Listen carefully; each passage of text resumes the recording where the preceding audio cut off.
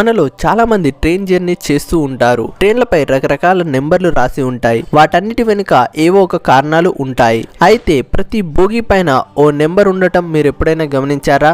2 English అక్షరాలు 5 అంకెలు ఉంటాయి. వాటి అర్థం ఏంటో తెలుసా? ఇవి ట్రైన్ తయారీ సంవత్సరం, బోగి వివరాలను తెలియజేస్తాయి.